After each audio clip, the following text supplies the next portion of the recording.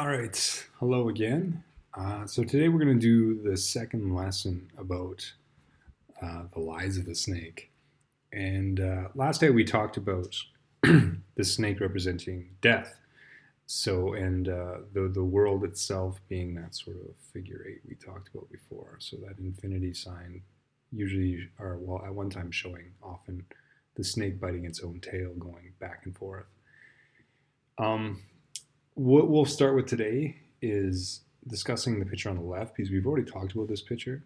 Um, like we said, there are worlds in the Hindu creation myth, or at least one of them, that there is this world of primordial chaotic waters, and then Vishnu is sleeping on top of the coils of a snake. And that's how their story starts. And this is basically what we're say today. Is this is the situation? So what we have to ask ourselves is, besides death, what does this represent? And if we're going to take the assumption that I was correct in what I said before, is there anything else that this is supposed to represent? Is this supposed to be the devil, or what is this supposed to be generally? I mean, in this story with Adam and Eve, it obviously is supposed to be, well, at least a lot of people attribute it to the devil. But what I want us to think about this is a little bit more neutral. But I want us to think about our Taurus. Let's see it like this. So we have these two opposites here. We have male and female.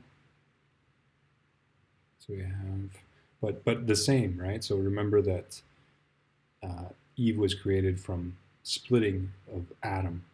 So Adam took his rib and created Eve. So they're part of the same thing, being split from each other. And that's kind of important. But I want us to see this as that sort of Taurus, and remember that we had the tree of the world, the central tree that goes, the top goes to the heavens, and the bottom goes to hell, and where the roots are. So that's an important analogy for us to talk about. And I just want us to keep it in mind, too, as we're listening to this.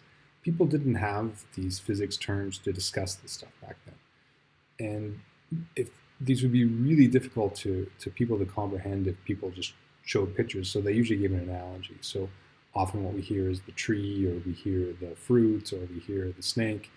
That makes sense to people, but it's hard to convey without these sort of abstractions in reality, which is, I mean, the abstractions, the reality, animals and people and everything else are actually representative of these bigger things anyway.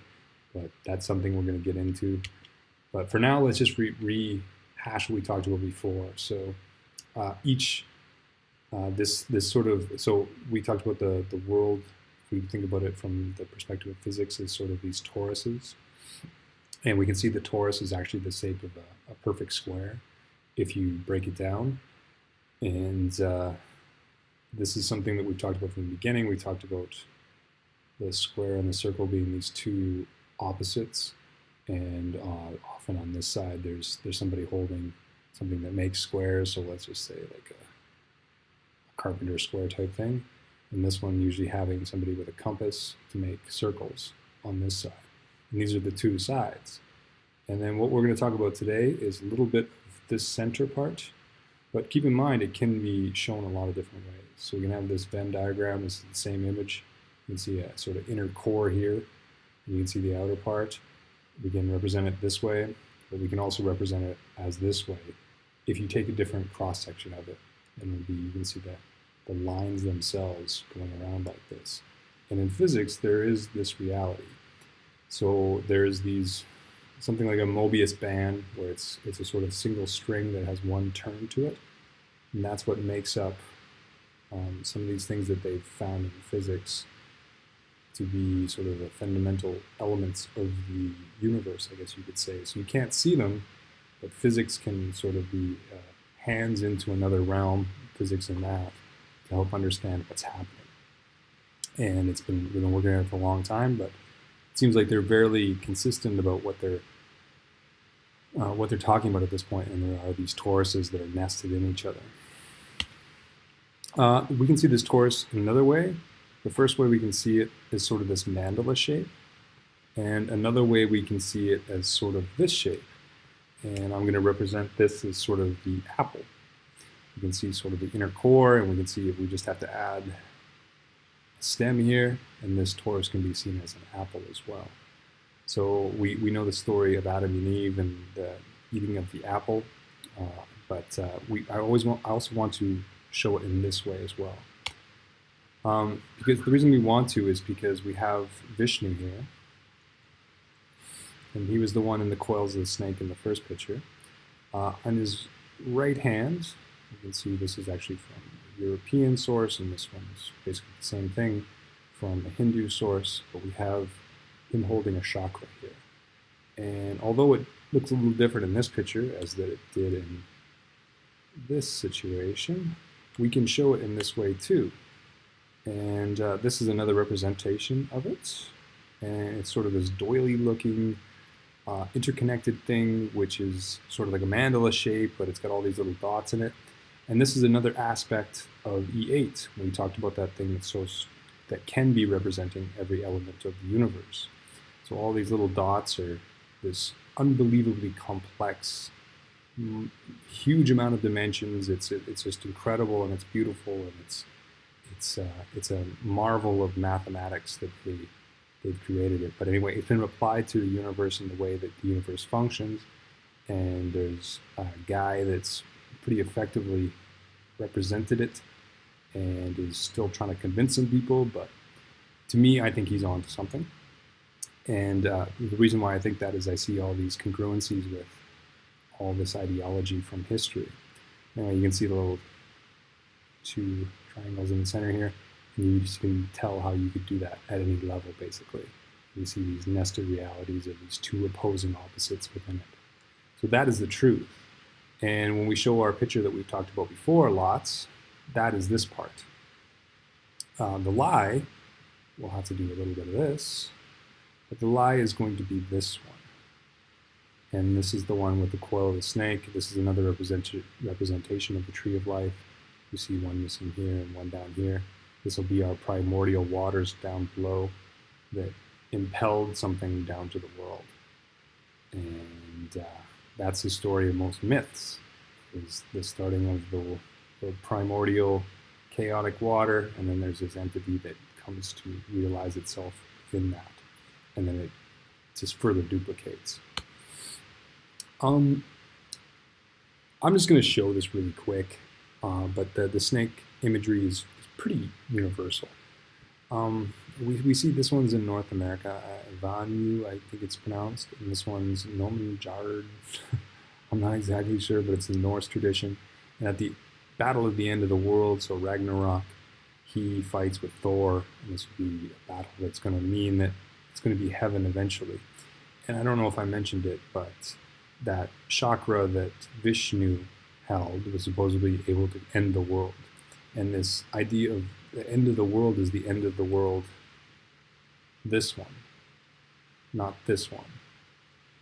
So it's just a waking of an unreality is basically what it is.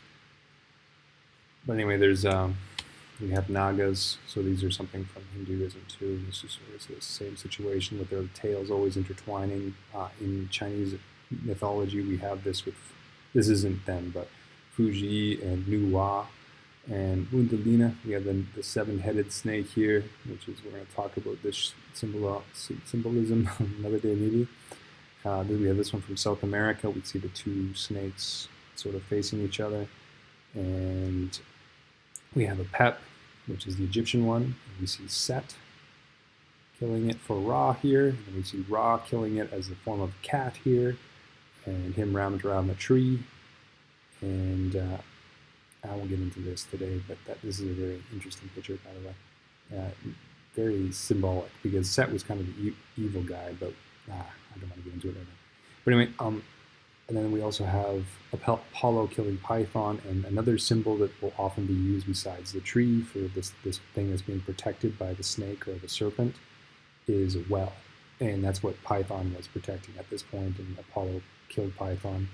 And then once, what's really interesting is once he killed Python, this was the place where the oracles would be seated. So this is where the Oracle of Delphi would be afterwards, after he killed this protector of the sacred spring. And I think that's pretty telling of what we're trying to talk about today. There's also other ones. So we have this very common symbol for the Romans. So the Romans always had, not always, but they had an eagle, and often they'd have the eagle eating a snake. You can see the snake here. And we can see that with Mexico too. So the Aztecs had a story of where they were supposed to look for their new home, and they were supposed to wait till they saw an eagle eating a snake, which represented on top of a prickly pear cactus here. This is all Aztec symbols and language here. But another one I thought was really interesting is the square again. So we talked about the square being the same as the Taurus, this being that lie too. But so for example, when it's usually the female which is responsible for this as well, which is kind of interesting. But Pandora's box, she opened the box and released all the evils into the world. And like I say, this can be represented as the Taurus as well. And so people talk about how this actually was supposed to be a jar, but I look at the oldest images of it, and it all looks like a box to me. Maybe some people are misunderstanding it, but that doesn't look like a jar to me. And these are the oldest images, and I usually defer to what is older than what people believe about what's older now, or about what things should be now. But anyway, and then there's another one we can talk about with Ectotronius. I'm sure that's said wrong. But we have Athena, who took care of a baby with snake legs, and this word means troubles born from earth, and he had a snake tail. This isn't him, this is actually the king of Athens, but this child with the snake tail that she was taking care of. Another example, and one that I think this is me going out on a limb a little bit for sure, but to me this represents something too. This is another symbol. So here we have Hercules as a baby fighting off the two snakes. These two snakes are also being represented. This is before the Greeks, and this is a lady holding these two snakes, having control over them. To me, this is supposed to, and I know this seems like a leap, but this is supposed to represent these two. Well, in a way it's supposed to represent these two because they're all sort of interconnected, physical, mental. It's all kind of one. Keep in mind this whole system is very reliant on mind being the primary force over matter. And what I'm saying right now is going to sound really wild to anybody that doesn't believe in the possibility of that. But anyway, these intertwining snakes, if we look at the structures that look like them in our brain, we have something that gives us memory, which is the hippocampus, organizes memory. And then we have something that creates fear, which is the amygdala. And memory and fear work in concert with each other. They work in the same, for the same thing, I would say. And we're going to talk about that a little bit. But I want us to think about these two being overpowered by somebody. And then what's capable of somebody that doesn't have fear at all. And it lets go of the past. So let's go of the past and let's go of fear. I know most people would say, well, you're going to die then. You're going to be stupid. But I would disagree. Let's look at the top fears. Tell me one of these that doesn't break down into either, and you can pause the video, look at these, and think about it yourself. All of these are basically the fear of either dying or separation. And they're just different ways of representing the fear of dying or separation.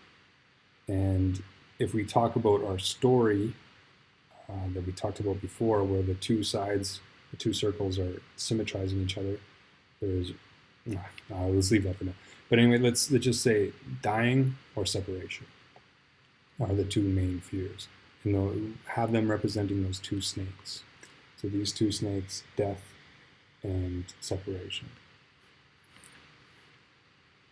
What I find interesting too, remember I told you to show this as sort of the tree in the center here, which is the tube in between. And people with near-death experiences always talk about going through this sort of tunnel, this sort of central tunnel.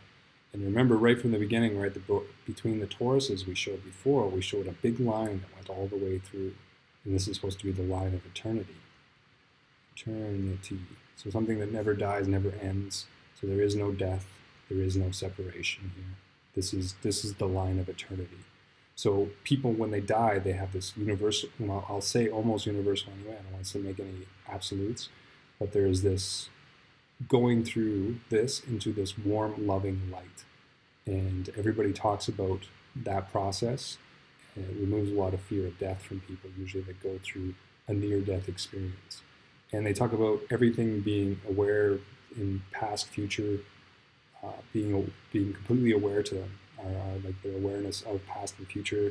They see it all at once. They have an awareness of everything, and they have this feeling of being loved and accepted once they go into the light. So let's talk about the serpents as related to the Bible. I don't think it's beneficial to read all this. You can read it on your own if you like. But basically, the serpent tells the woman that you won't die if you eat the tree, the fruit in the middle of the garden, and he encourages them to. And then when they get punished for eating the fruit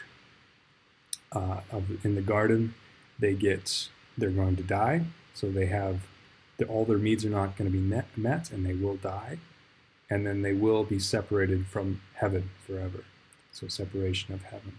So we have our two fears there, and they're both being realized by the lies of the snake that tell them that you're going to have wisdom by going this. And you would have wisdom, but only of this world, not of this world. So I know I go back to that a lot, but that's important. So you will have wisdom of this world, but this world is a feedback loop. So it's not exactly the truth. But it's important to represent this as a mind over matter thing. But the world itself, the snake has no power. The snake is a belief and a secret wish in a way, but we won't get into that too much. But it's a belief in death that happened. And let's just leave it at that. It's a belief, and it is the guardian of the tree. It is this belief in death that keeps the tree the way it is. Like I say, you go through the center of it afterwards, but it's the belief in it that maintains this world. And it's death and separation, those two things. But those are the only two fears, really. Remember that we've seen, there's another example of we can see here. And this guy's actually got two sort of square-looking things, so that kind of goes against what I'm talking about. But we do see the intertwining snakes looking at each other here, so death and separation. And we see some examples of Tauruses, this one looking like the chakra we talked about before, this one looking like an apple. So these are the untruths, the things that make us believe something that isn't true. And the snake is protecting the tree of life, which can be represented as an egg. A lot of myths have an egg. That's like the beginning of their story, or something like it. Actually, I'm thinking of another example where the first humans came out of a shell in another story. So with in North America here, there's one where they came out of a shell. But it doesn't really matter what's the thing they come out of. The important thing is that it's something sealed and it's being protected by this other entity. In this case, it's a snake, but it doesn't have to be a snake. It comes back to this quote we've talked about. Oh boy, I messed up there. Shouldn't have had this here. Anyway, there's another character here in the center. I don't want to restart my whole video. I do this all in one shot, by the way, but I don't want to restart my whole video. So you can probably have a picture of the image here, which is another guy in the center, and this one's from Persian culture. We can see all of Mithra, by the way, this is supposed to be. We see all of the characters around him of the zodiac, so the 12. If we take a representative of the seed of life, we add one more row to it, it would be 12 around. We have the 7 in the center, which is the 7 days a week. We have 12 on the outside, which is the 12 months of the year, the 12 hours of the day. These are the 12 around, and then we see the snake wrapped around the man in the center. But we have sort of two opposites we can see for our squares here. You can see it in one way or another, and these are the sort of opposites around this central focal point, this sort of point in the center. And this would make sense if we look at it like this. If you take this circle and put it in the center here, we have, this should be north. I don't know why they have south here. Should have looked a little closer before I put this on. But the north, they're talking about this switching, by the way, which is really interesting to me, especially symbolically. But we'll maybe talk about that another time. But we have the north up here, which we can't see, and we have the south down here, which creates these two poles, these two opposites, which creates this field. So we call this our magnetic field here, and we have the two opposites on either side that sort of creates, you can sort of get an image of this shape or even of this shape on either side, and they're sort of interlocking with each other. But this is what we're going to say is not exactly the truth, but it could be used either way. There's sort of those two sides opposing each other, but one represents the truth, one represents chaos. We talked about this before. You have to have a fixed, the thing that doesn't move that makes the fixed truth. So both of these are a lie. So the one, the triangle that points up, the triangle that points down, both are a lie. But one leads to truth, which is this one. This point leads to truth, and this one leads to chaos. So that's the only difference. These are the choice you have in your life. You're not protected from what you want. So this is a belief and a secret wish, as we said before, to see the world this way. And it's up to you, a choice that everyone has to make. And free will is very important in this situation because we'll not be saved from what we want. When thinking about these nested situations, we'll take another line from our great poet Rumi, and you know how big of a fan I am of Rumi.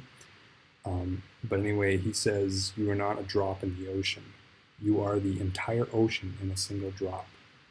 And that helps people understand a little bit that you're not just a little speck in the universe.